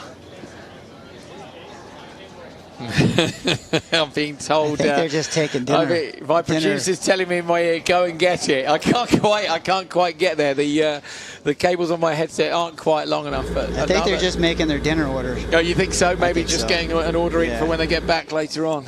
Or maybe it'd be an order at the bar if they get a good result here. But first they've got to get past the 2 VWs. Faust quite late with the belts here, and I you know, if you're coming up to the line, I hate it if you're having to rush to get yourself ready, because it's nice to be in the zone. You a last-minute guy, or do you prefer to be belted up, good to go? I'm not really a last-minute guy. Like, I'll start looking around, I'll start putting my headstock on and just kind of getting it going. But I don't like the panic. I mean, it's all good and stuff when it has to be, when the magic has to happen like that. But nobody particularly likes to panic and be rushed into a situation. Now you watch now, and Ken will be the next one to do his practice launch. So if we stay on board with Ken, you might see that in a moment. Faust has pulled up to the line, and then you'll hear the car clunk into gear in a moment. And then you see the brutality. Look at this. Oh, it just sounds so cool. Beautiful. Interesting. Makes an adjustment, didn't he? There, he made an adjustment on the wheel, maybe to the RPM. So there's a bunch of settings there, Bucky, aren't there, which you can choose how the car launches effectively. Yeah, I don't know if Ken's playing video games or what he's doing in there, but there's a lot of buttons. Okay.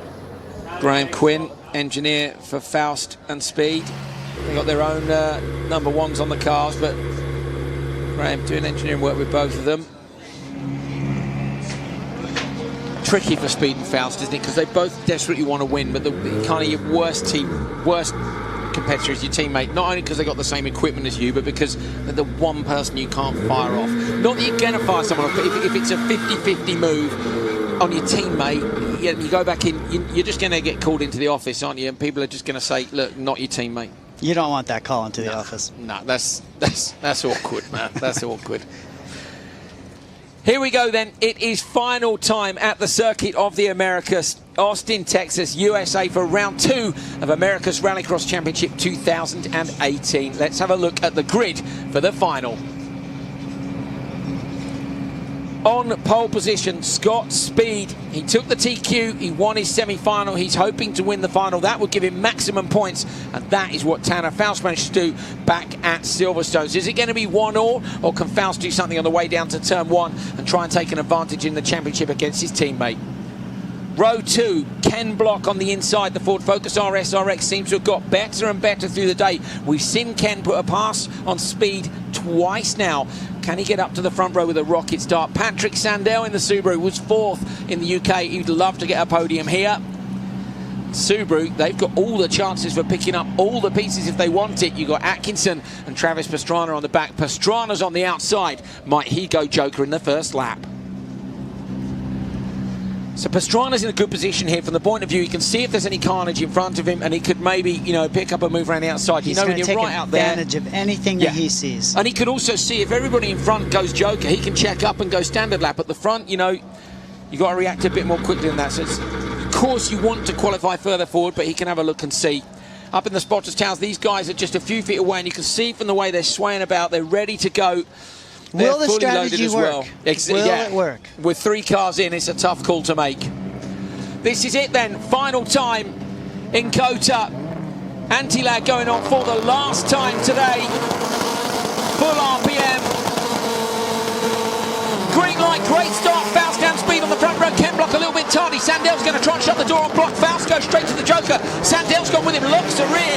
The other 4 cars will go standard lap. Oh, there we go again. Pastrana up the inside of Atkinson. So Pastrana's gone up from P6 to P3. He's now right in the back of Block. So Block was having another look in front again at Scott Speed, but Pastrana's done a great job there to get past his teammate Atkinson, and they both get to Joker. He did a great job, and Ken did a great job not putting a bumper on Scott this time, but I think he's going to wish he did. Now this is a problem for Faust. Faust desperately needs clear track here because he wants to try and take his teammate Scott Speed, and this has played totally into Speed's hand. The contact between Atkinson and Pastrana means that Faust is already in the back of Chris Atkinson. And yes, he is. He's being held up big time. Oh, Faust will be gutted to be right in there in that mix. He has a look up the inside, but there's nowhere to go. Sandell is also checked up behind him, so Faust and Sandell are losing out here big time. I wonder if the team will ask him to move. Faust got him. Faust got him on the inside. Faust got Atkinson, but he's now going to have a hell of a push, and Sandell's now being held up. So again, Sandell's got the better pace, and these guys may be going to make him move over. They do. Atkinson moves over and lets Sandell through. Good job, guys. Good job on that.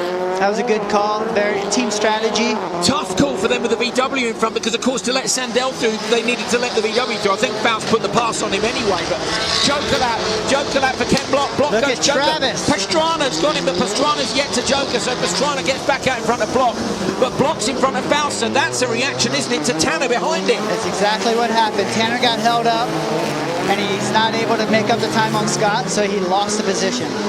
So Tanner will know, having seen Ken Block slot out from the Joker lap, that they are both joking. He knows if he wants to get the pass done, he's going to have to pass him on track. He looks to the right. Ken's moving the car around like mad. Have a look up the inside. Get ready for this same spot. Get ready for this same spot before the jump. So is he going to give him a nudge on the way into the hairpin? Here it comes, right here. Faust out wide, will look to carry some speed through Pastrana. He's trying to set him up on the inside here. See? Oh, and he has a look. So Faust has a look. They're being checked up a little bit by Pastrana, maybe. Is he going to try it again? He's all over the back of him. Travis Pastrana Subaru now is going to be in the way of these two guys, and that might help Faust. It could possibly. Practically dark here on the onboards compared to the bright sunshine we've had all day long. We're a little bit later thanks to the delays than they were expecting. Look at Tanner all over Ken. And look at the way, again, you were saying about the contrasting driving styles of some of these guys. Look how tight Tanner is right now. Inside. Just keeping it inside, knowing that Ken's going to hang it out there a little bit. Look at this. Went defensive on the way in. Tanner gives him the nudge, but there's no way through. Block went really, really defensive. Actually overslowed that turn. So Pastrana now is in front of these two. Sandell is catching up to the back of them, which is good for Patrick Sandell, but Scott Speed, look, he's just 4.7 seconds out in front. He's absolutely gone. And Tanner, unfortunately here, the safe tactics for Volkswagen to put him out in the Joker lap has not paid off for Tanner this time. Yeah, he caught traffic. Speed's Joker, Pastrana goes too. Speed is so clearly in front now. Faust with a look again. Faust trying to find the traction on the Focus. Over the jump, the Beetle is absolutely hunting him down, but he cannot find a way through. He's right up underneath the rear wing. Scott Speed is going to come through to take victory in round 2 here at COTA. It's been a brilliant weekend for him. He's won 3 of the 4 qualifying heats, wins his semi-final, and he takes the second ever round of ARX at COTA. Coming through in second place, it's super close, but it goes the way of Ken Block. Tanner Faust trying to come around, but just could not find a gap. So Faust, unfortunately, having taken the safe tactics of the Joker on lap 1, loses out, still gets P3. So it's Speed, Block, and Faust. You almost wonder, should have Tanner tucked in at this point? And gone standard lap, yeah. With this many cars on the track, he caught traffic. Yeah, exactly. And also, it's the first time we've seen this many cars on the track. It is, and good shout. And we also only saw 2 cars, I think, go Joker, which meant 4 on the standard lap. So we had the traffic jam on the standard lap, and Scott, and he should be, brilliant drive. As always, Scott really doesn't make mistakes unless he's forced into them. So I wonder if we'll have a chat with Tanner later on. We'll have a press conference shortly after. Oh, hang on, reach down. He can't use the handbrake. He does not use the handbrake. How does he not use the handbrake to a donut? I like that. It was almost like he reached down for the donut button there, wasn't it? Whatever setting he needs for that. There we go. Yeah, he's pleased. Oh, yeah. Okay, I like it. Transition to a drift the other way. Yeah, good stuff. Good stuff. Well done, Scott Speed.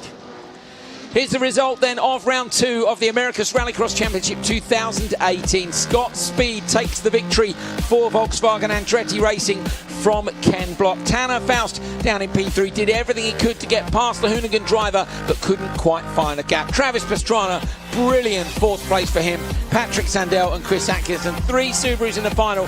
Unfortunately, they don't get paid with a podium this time, but great racing at COTA.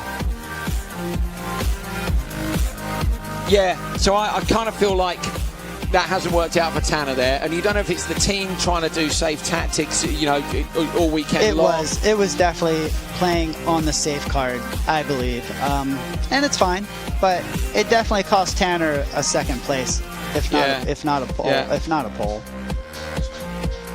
Yeah, okay, there you go. Unfortunate for Tanner. Cars are all rolling back into the paddock. Sun's gone down, fans are heading home, hopefully after a day that they've enjoyed. Another look back at the final, Speed and Faust. So this was the thing, so Faust goes to the outside, Sandell goes with him, those 2 guys have gone there. On the inside though, we didn't see it, but there was carnage on the inside. That caused everybody to check up, and Faust was at the back then. It was Atkinson that he couldn't get past first of all, cost him the time, and then that was it. He couldn't challenge Scott Speed. Nope. No challenge was. He couldn't even get to fight with him. But with that said, Ken Block, great job getting in there. You know, 100%. putting that focus right up there in the mix, and that's what needed to be done. And he's raced really aggressively, Ken has, but aggressive and fair in the end of qualifying and through to the final. So, yeah, great stuff from Ken Block taking P2. Well, there we are. Round 2 of the America's Rallycross Championship at COTA, done and dusted. So we can take a look at the championship standings. Scott Speed then takes the lead, 56 points, 1 point ahead of his teammate Tanner Faust. And if Faust had managed to get P2 here, of course, they would have been on equal points. So that's a 1 point advantage to the weight of speed. Patrick Sandell remains in P3. Remember, of course, that is because he went across to the UK for round 1 at Silverstone. Chris Atkinson's there. Ken Block looked up into 5th place. Scheider, Doran and Pastrana with a brilliant performance on his one-off outing here at COTA.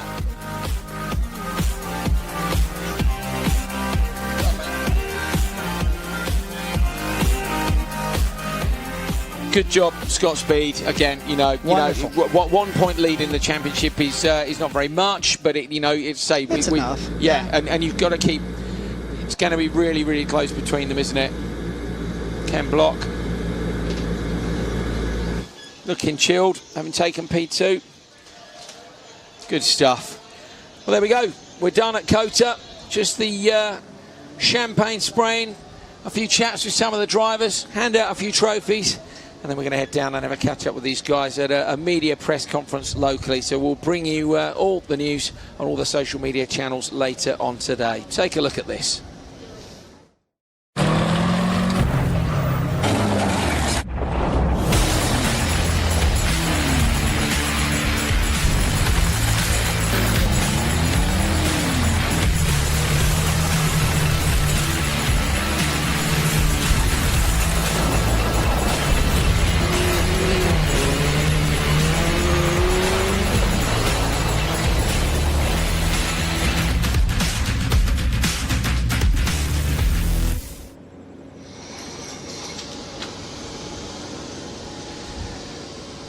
Sunset on a beautiful day here, Austin, Texas.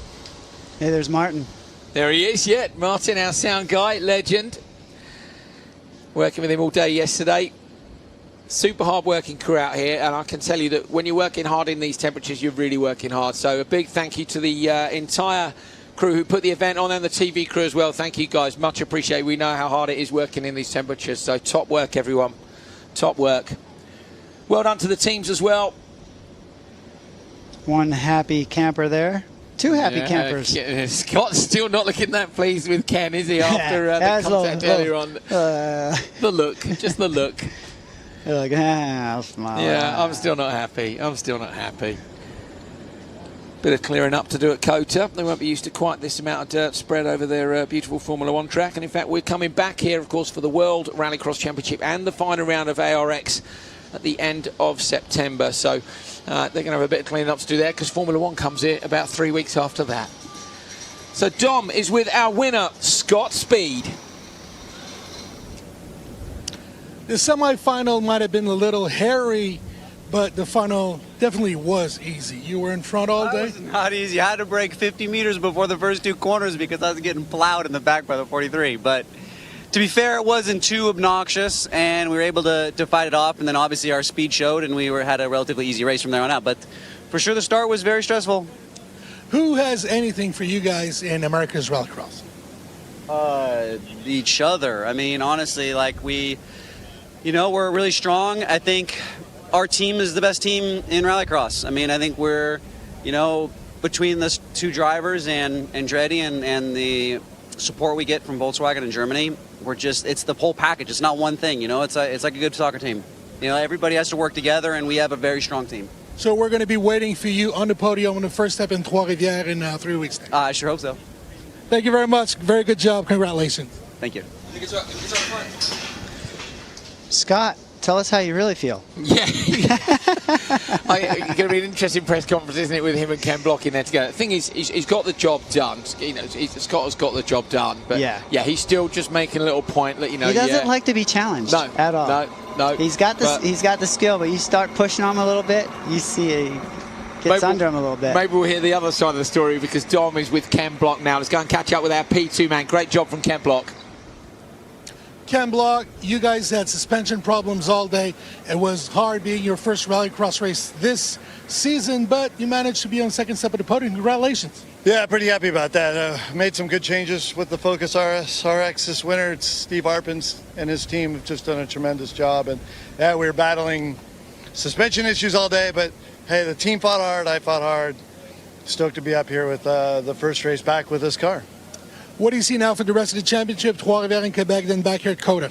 Well, I feel like it can only get better. Like if we got it on the podium struggling this hard, and I really like the Canadian track, so I'm looking forward to hopefully even doing better there.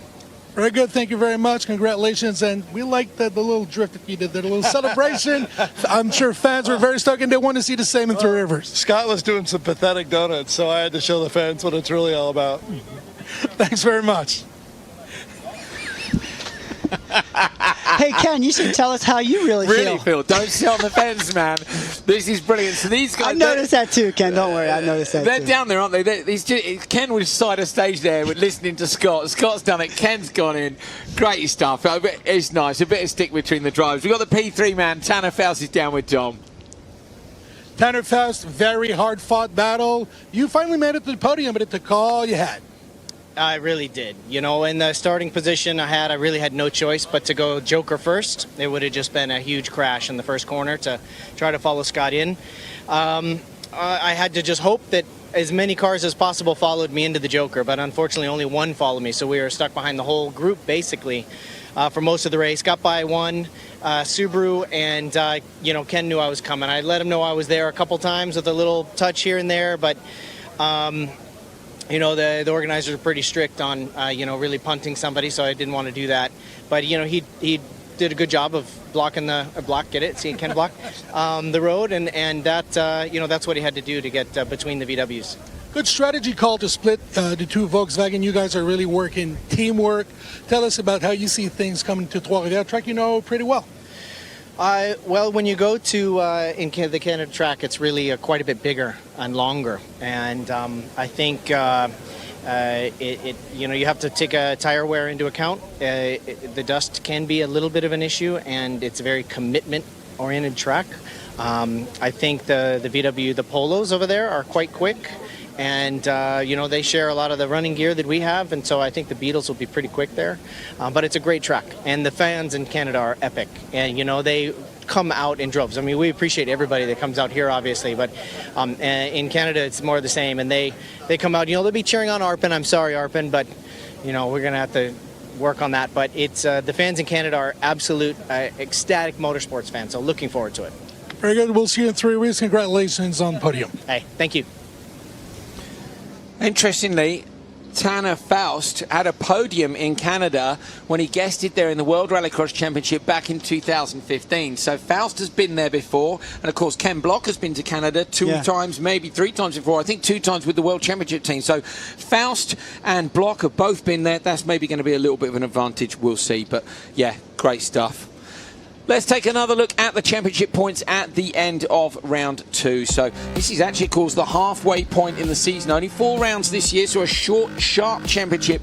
Tanner Faust stood to us yesterday. You can't win it at one event, but you certainly can lose it. And at the minute you can see the gap the 2 Volkswagen drivers have got over some of the others. Bear in mind, people like Scheider, Block, Doran, Pastrana, they're not doing all the events, so it's these guys at the front who are going to be fighting for it. It's looking like a 2-horse race at the halfway point, just 1 point in it, speed ahead of his teammate Tanner Faust.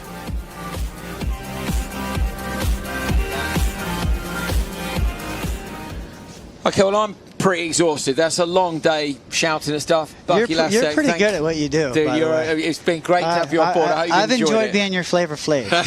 Thank you very much. I've enjoyed having you here. It's been great fun. Thanks so much for joining us. We really appreciate it. We'd love to see you back in the car. If you're not back in the car, you are more than welcome in the commentary box whenever you'd like to join us. So that'd be an honor.